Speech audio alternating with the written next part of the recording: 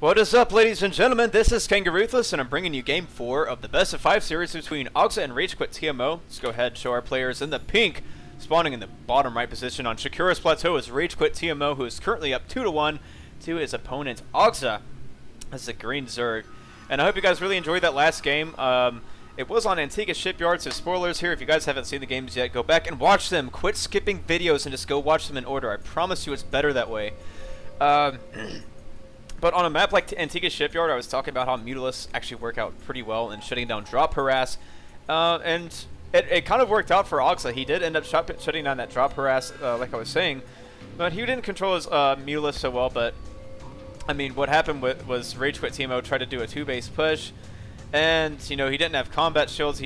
I think the biggest thing really was he didn't have his tank sieged up at the right time. So, when aXa ran in there, you know, RagequitTMO is all camped out on the creep with his marines and tanks, and he unsieges his tanks, which is you don't do that. You got to leave at least 2 of them sieged up before you can leapfrog when you're on creep.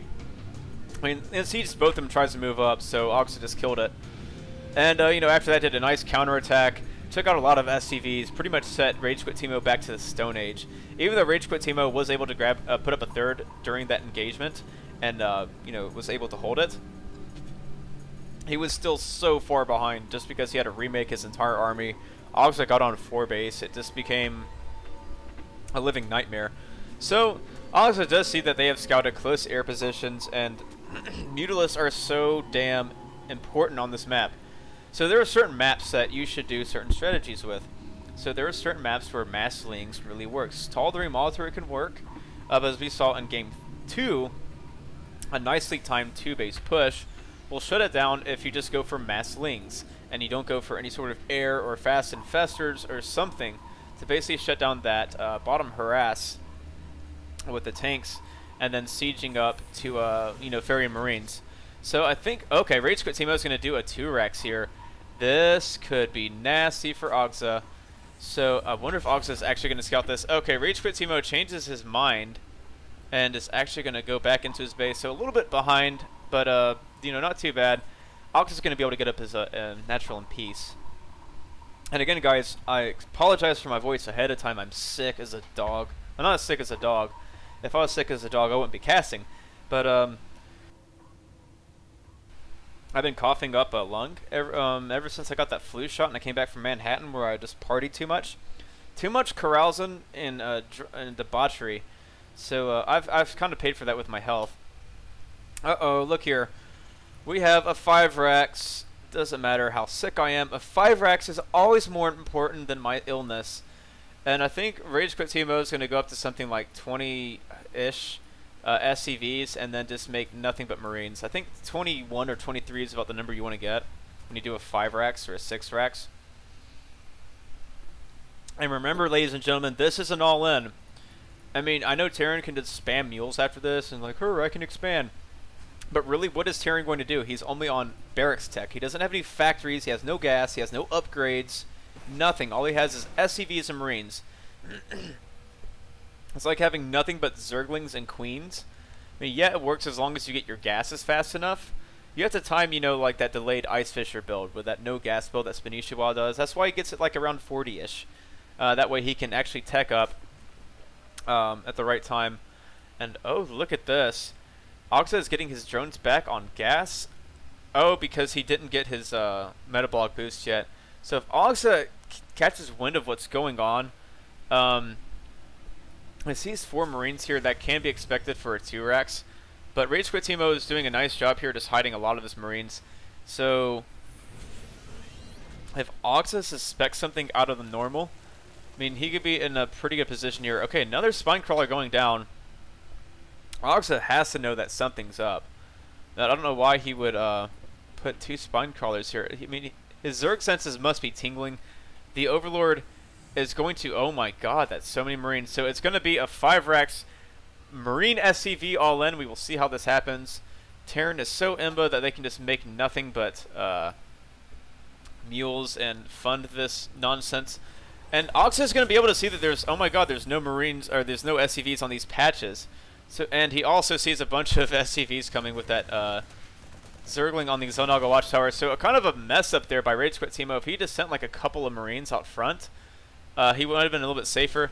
Baneling Nest immediately going down. All aXa has to do is wait and fend this off. He's bringing drones of his own. Now remember, just because he's pulling drones here doesn't mean that he's going to, you know, automatically lose. It does mean that he's going to help provide additional DPS and additional buffering for these Marines and these SCVs. And actually against unstem Marines, drones do pretty well. And I mean, look at this. I mean, nice hold off there by aXa. I mean, there's these two spines are still in fine health. And RagequitTMO, I mean, that attack just kind of failed because aXa knew beforehand what was coming. And, you know, just made a lot of Zerglings and brought his queens and drones. So really, it's not a best build here. Baneling's coming. Our Baneling's going to get his Marines. They do get a fair amount of Marines, so they're only like 6, 7 left. So that attack pretty much failed. RagequitTMO needs to run back and turn home. Nice defense there by aXa. Nice game sense, really. I've never seen a push like that on this map. Actually, I have. Someone 4x all in me. So yeah, that happened to me once, and it was during a tournament, and yeah, I didn't respond that well. Let's look at the income tab. It's 6 to 27.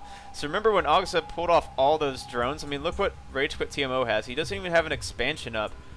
He's just now throwing down a command center. I mean, RagequitTMO's in such a world of hurt. Now, Zergus on 2 bases has Banelings and Zerglings, and can just pump nothing but drones, because what are you going to do about it? You can't do anything about this as Terran. You can't just say, oh, I'm going to push you with this amount of Marines, then you die again.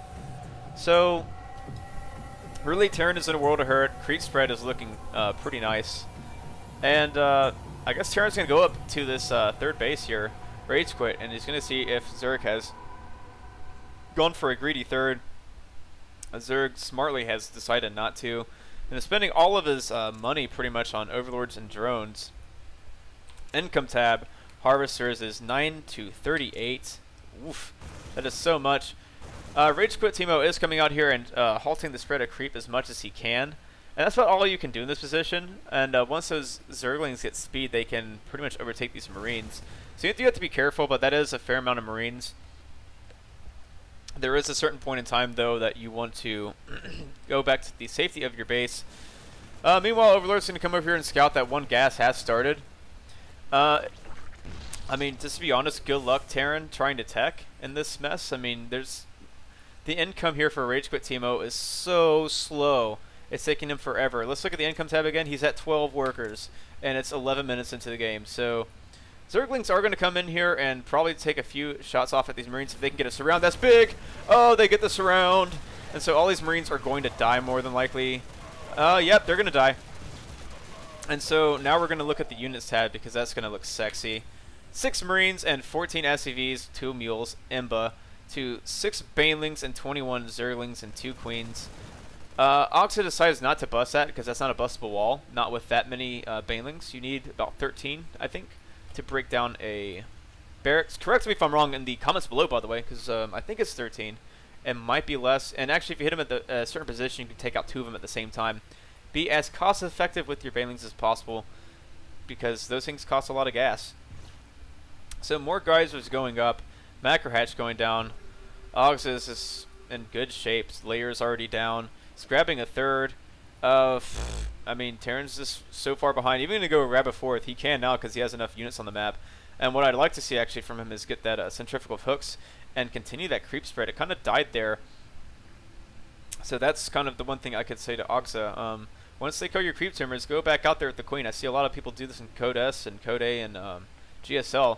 They'll, you know, put a queen back out there and drop another creep tumor. That's just how they do it. So that's how you continue your creep spread, even if Terran takes away a lot of it. Guys, look at that supply discrepancy. 78 to 46. aXa is nearly twice the supply of RagequitTMO. Nearly, not quite. But hold on. Okay, had to cough again. Alright, so I don't know why he's transferring SEVs. But okay. He's in Masters, I am not. Making more barracks, because what else are you going to do in this situation? Getting combat shields. Stem would be nice as well. Don't know why he got a Marauder. Maybe worried about a Roach bust. But I mean, this is all that RagequitTMO can afford. And he's going to be very hard pressed to get up supply depots as well as keep all of this production going. He needs on 2 base so he can get it going off of, what is this, 7 racks? But yeah, I'm guessing he's going to get supply locked a lot because he just won't have the minerals to keep making supply depots as well as he wants. So yeah, he's going to have to do supply drops. And you really want to get mules in the situation. So here we go. Second all-in coming. The supply is 106 to 70. aXa scouts this again. And, excuse me. I don't know what he's going to do here. He's bringing 2 banelings up towards the front. Oh, this is so smart. Oh, I don't know if he's going to get there in time. No, he doesn't. So he turns back away with these banelings. Not a bad idea. Some Mutalisks are out on the map, and they would be pretty nice to just sit up here and peck away. This base is going to go down no matter what you do with Zerg, so don't even worry about it. RageQuit notices, oh my goodness, burrow banelings, burrow banelings, burrow banelings, burrow banelings. Oh my god, oh my god, oh my god, that's so much damage. And a full surround on these units. Everything is going to die. Oh my goodness. GG calls out RagequitTMO. And that will do it for Game 4, ladies and gentlemen. So it is tied up 2-2 in the best of 5 series between aXa and RagequitTMO. So I'm going to go ahead and bring you guys Game 5 ASAP.